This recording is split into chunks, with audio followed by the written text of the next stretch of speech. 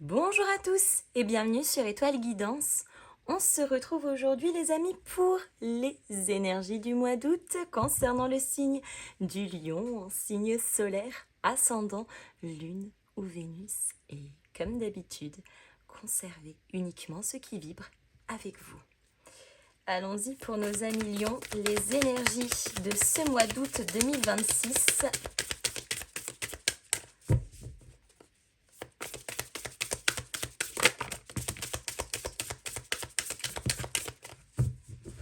Alors, 5 de coupe, 5 de bâton, ou 8 de coupe.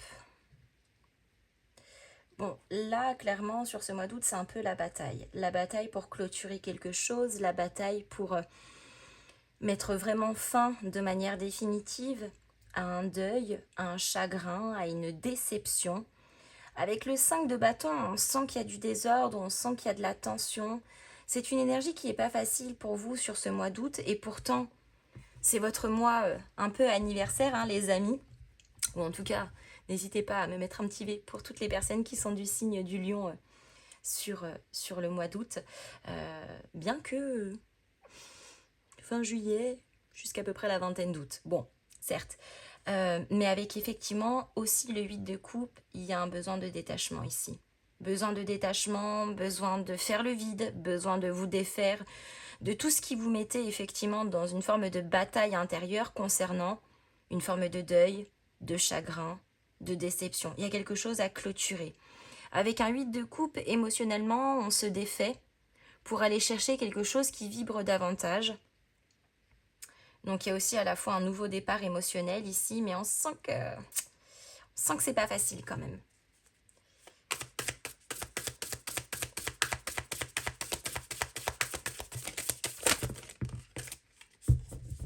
Ah non, ne me mettez pas un petit V, mettez-moi une tête de lion. Bah oui, une petite tête de lion. Le petit emoji tête de lion. Allez. Nous avons le 4 de coupe. Ouais, effectivement. Et la reine de denier. Il va falloir détourner le regard ici. Hein. Détourner le regard d'une situation qui est devenue drainante, est devenue lassante, est devenue difficile aussi à gérer. De toute façon, on arrive au bout. J'ai le sentiment ici qu'on arrive à saturation complète de quelque chose. Alors ça pourrait être bien évidemment un environnement, une énergie, un souvenir contre lequel on se bat pour en terminer définitivement. Ça pourrait être aussi une forme de traumatisme, notamment quand ça travaille des blessures émotionnelles assez conséquentes. Mais là, il y a un besoin effectivement de détachement, vraiment de détourner le regard et de se plonger sur autre chose, une nouvelle perspective, une nouvelle énergie, une nouvelle envie. Et avec la reine de denier, on est en train de vous dire que il ne faut plus être dans l'auto-sabotage, mais au contraire, prendre soin de soi. Et quelque part de ces blessures, de ne pas continuer de les alimenter, mais en revanche d'en faire une force pour vos prévisions de demain, pour vos objectifs, pour ce à quoi vous aspirez réellement. La reine de denier, c'est vraiment la générosité, elle est prête à reconstruire tout ce qui a précédemment été rasé hein, sur le passage. Mais la reine de denier, elle fait preuve de perspicacité. Elle est humble, elle est douce. Donc on est en train de vous demander ici de par, en tout cas ce changement-là, de faire preuve de résilience et de beaucoup de douceur avec vous-même.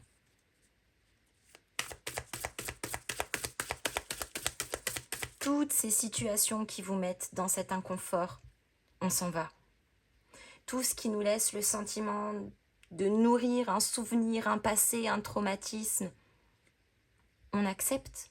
C'est ok, c'est là, on le traverse, on le travaille, on le guérit et on passe ensuite à autre chose.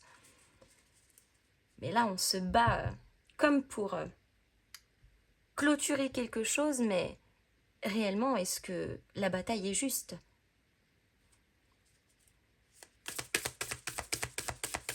Ou alors on se bat pour continuer de maintenir effectivement quelque chose. Et là, on est en train de nous dire que c'est pour autre chose qu'il faut se battre. Pour soi-même, pour ses objectifs, pour ses rêves, pour son espoir.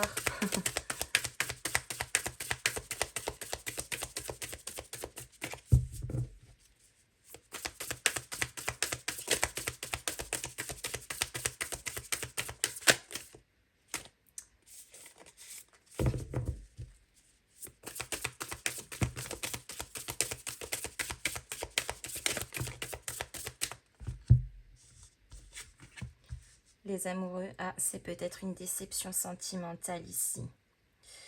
Ou peut-être en tout cas une déception qui... vis-à-vis de quelque chose ou de quelqu'un qui vous tenait à cœur. C'est dur. On sent que dans l'énergie, c'est difficile. Mais on a un cavalier de coupe. Donc là, il y a quand même l'invitation à changer d'angle de vue. Une invitation, peut-être même une nouvelle opportunité qui arrive à vous et qui vous permettrait de prendre conscience de certaines choses pour notamment vous sortir d'un endroit, d'une situation, de pensée qui ne vous rendent pas justice.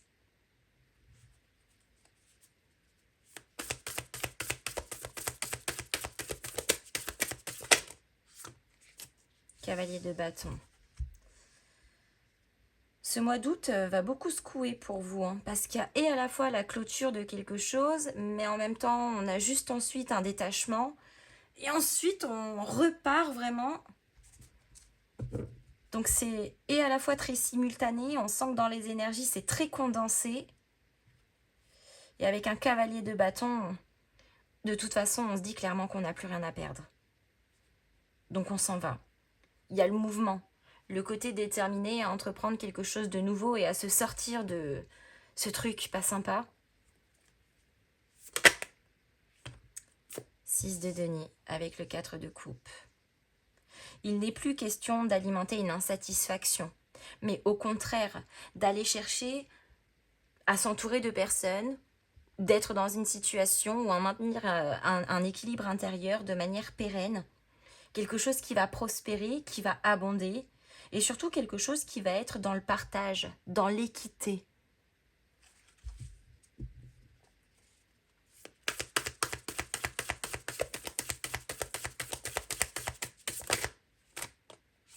Reine de denier, le chariot.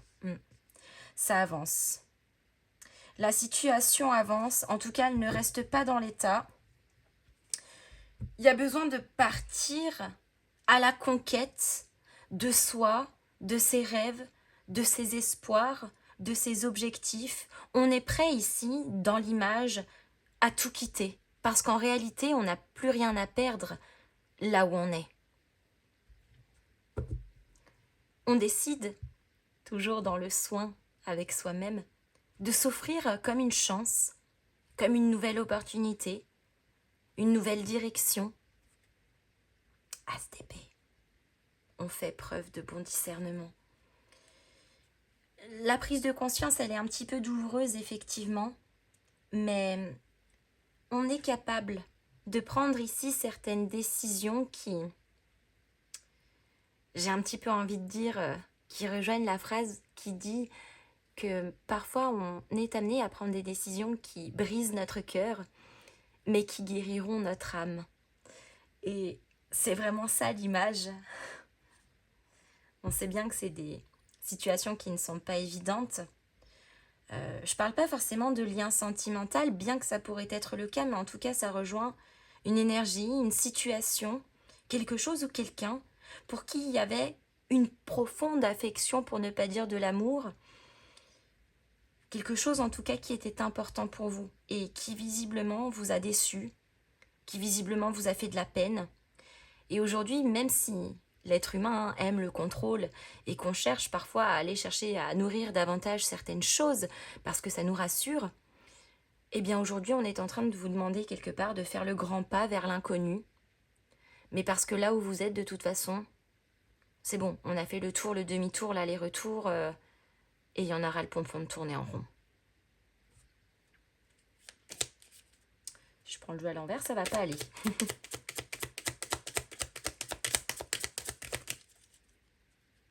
Ça pourrait être, je donne un autre exemple, un cadre professionnel, où là où vous êtes actuellement, c'est devenu redondant, lassant, c'est devenu décevant.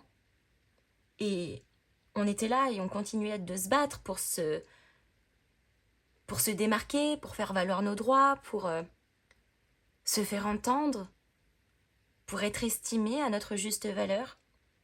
Et ce boulot qu'on adorait tant, eh ben, forçait quand même à un moment ou à un autre de constater que ça nous fait plus vibrer. C'est plus forcément en accord avec nos valeurs. C'est plus en accord avec ce que l'on projette de notre vie future, de nos nouveaux projets, de notre évolution de carrière. Et là, c'est de se dire, bon bah, qu'est-ce que je fais? C'est pas évident de se dire, bon bah, j'arrête, je vais changer de job, je vais changer d'endroit, je vais me réorienter. Parce qu'encore une fois, ça nous demande de passer dans un incontrôle. Notre boulot, on est là, on y va tous les jours.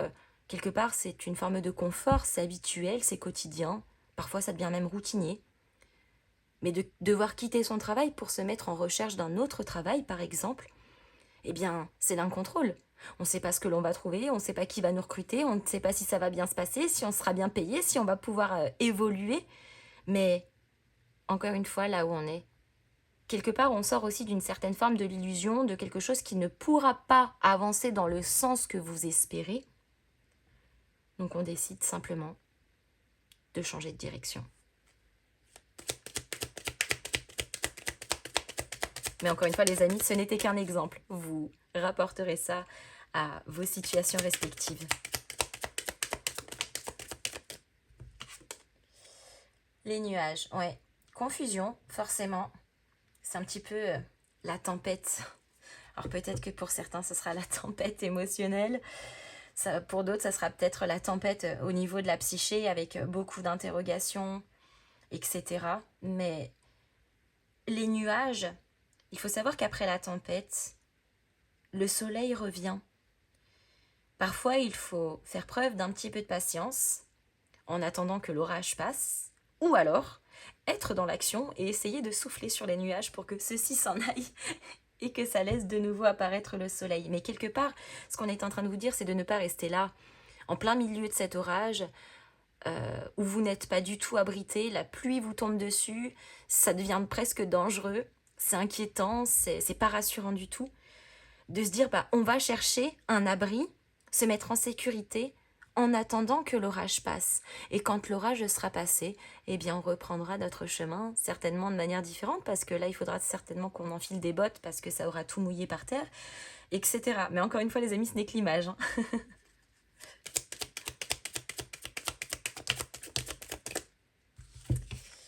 Le cavalier, il y a des bonnes nouvelles qui arrivent, les amis. Hein. Il y a des bonnes nouvelles. Une forme d'évidence, de message, de clarté qui arrive. Les bonnes nouvelles, c'est aussi les choses officielles, des documents importants.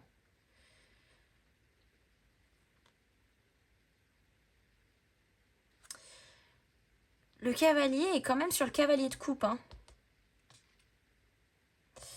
Donc, il se pourrait qu'il y ait quand même une information ou un élément important ici qui arrive jusqu'à vous sur ce mois d'août et qui pourrait faire changer grandement les choses. Vous avez la clé. Les clés de la compréhension, les clés de certaines fermetures, mais aussi de nouvelles ouvertures. Les clés, c'est les solutions que l'on trouve.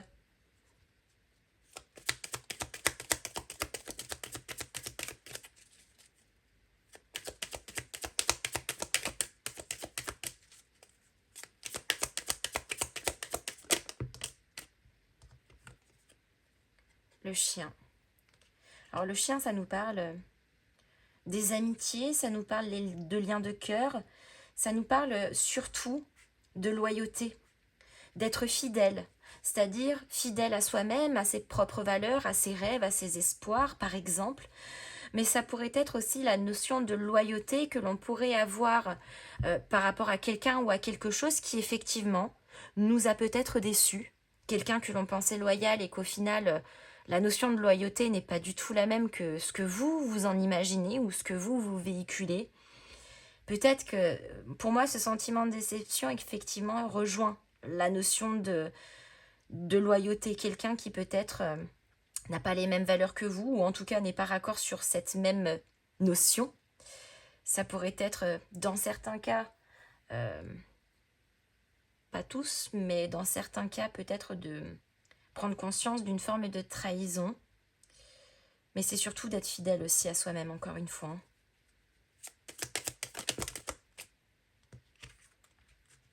Oh, on a la lune. Le côté réceptif, soyez très à l'écoute de vos intuitions, les amis. Mais la lune, c'est encore ce qui est caché et ce que vous ne savez pas. Et ça vient bien nous confirmer qu'ici, il va falloir lâcher prise sur une forme de contrôle pour que les choses puissent évoluer, avancer, se dégager. Et on a la souris. Moi, je pense ici vraiment qu'on prend conscience de certaines choses et ça nous conduit à se dire, mais en fait, j'ai plus rien à perdre. On m'a déjà pris, on m'a déjà dupé, on m'a déjà trompé, on m'a déjà usé. Je n'ai plus rien à donner. Plus ici, plus à cette personne, plus à cet endroit. Je me favorise davantage. Ce que je porte, ce que je possède est précieux. Et je ne vais pas l'offrir à n'importe qui, n'importe comment, pour n'importe quoi.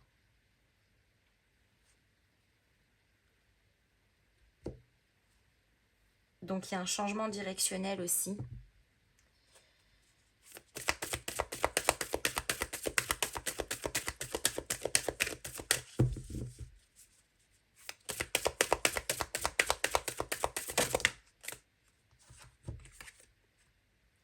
Écoutez avec le cœur. Et oui. Écoutez votre cœur. Et le cœur, l'âme, peu importe, hein, mais ce n'est pas toujours ce dont on a envie. Savoir réellement s'écouter, c'est surtout entendre, comprendre quels sont ses véritables besoins.